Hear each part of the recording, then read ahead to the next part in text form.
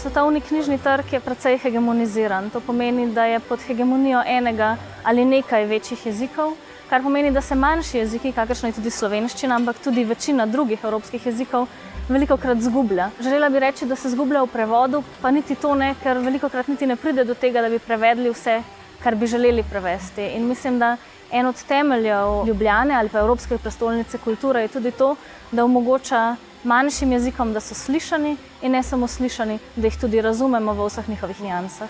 Naziv Evropski prestolnici kulture bi po eni strani omogočil knjižnim producentkam, producentom, avtoricam in avtorjem bistveno boljše pogoje za delo, po drugi strani pa, kar se mi zdi morda enako pomembno ali pa še bolj pomembno, je, da bi omogočili dostopnost knjige prav vsem. Knjiga je do neke mere še vedno žal privilegij, ni dostopna vsem, ne po finančni plati, ne po intelektualni plati.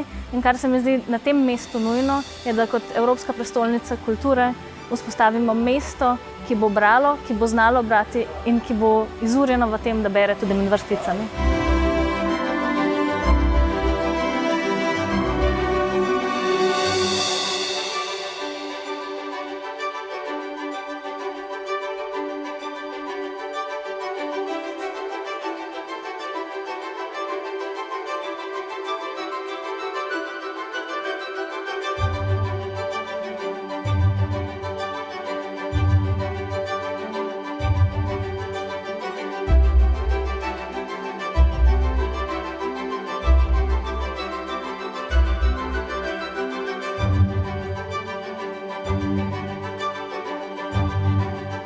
Stojimo tukaj pred Plečnikovimi propilejami na Ljubljanskem navju, ki si ga je arhitekt zamislil kot hram, počivališče velikanov slovenske kulture. V Nuku hranimo danes zapuščine mnogih od njih, se pravi, da hranimo njihov spomin. In prepričan sem, da bi Ljubljana kot prestolnica evropske kulture zaslužila tudi trajen spomin na te ljudi v obliki neke vrste muzeja.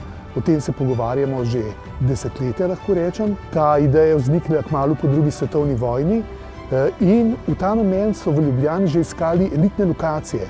Tukaj je šlo za Kodeljevo graščino, Cekinov grad, Stiški dvorec, Zoisova hiša. Nažalost, nobena od teh lokacij ni doživela te lepe usode. Želimo pa si vsekakor, da bi v prihodnje lahko uredili neke vrste literarni muzej skupaj z literarnim arhivom, kjer bi hranili to dokumentacijo o slovenskih pesnikih, pisateljih in drugih mož peresa, ki bi si na ta način zaslužili trajno obeležitev v prestolnici slovenske kulture.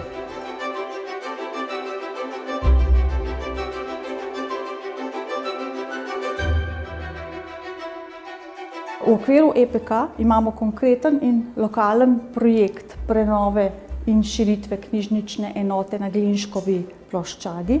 In seveda tudi tu kujemo še neke nove vidike zelene knjižnice. To je ena takih redkih knjižničnih enot, ki ima v svojem okviru tudi pripadajočo zeleno zunanjo površino. Ima vrt, na katerem pravzaprav že do sedaj ponujamo knjižnico na vrtu, tako da otroci lahko tam prosto sodelujejo s knjižničarko, si zasajajo zelišča, opazovali so, kako posajeno raste in za mestno okolje je to neka dodana vrednota, do katere ne more čisto vsak.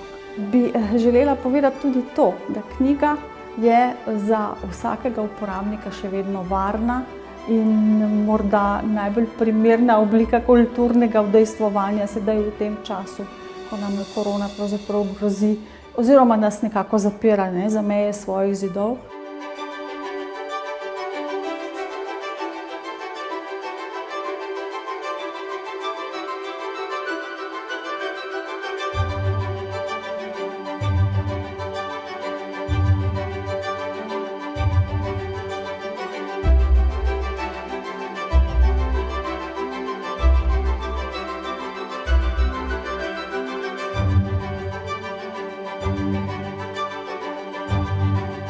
Zelo v zahtevnih časih živimo, ki so po drugi strani vedno bolj plitki in tle se mi zdi, da je vedno bolj zavestna odločitev, kako hočemo živeti in kako razumeti svet. Lahko to razumemo na podlagi tega, kar nam ponudijo mediji ali pa avtoritete, lahko se pa sami na to pot podamo in to nikoli ni tako enostavno, kot se zdi. Zato rabimo znanost, filozofijo, umetnost. To so tudi takšni poudarki, ki jih kot posamezniki ali pa kot družba lahko postavimo tako velikega pomena. In to se mi zdi, da je najtežje take odločitve sprejeti in kadar si vzamemo tak čas daljši za razmišljati, kot si predstavljam, da je lahko tudi ta prijava EPK-ja, kjer velika skupina ljudi se v tem trenutku verjetno intenzivno povezuje in razmišlja, je to lahko ena velika priložnost ravno to, za take poudarke narediti in obrate, ki jih včasih težko drugače se zanje odločimo.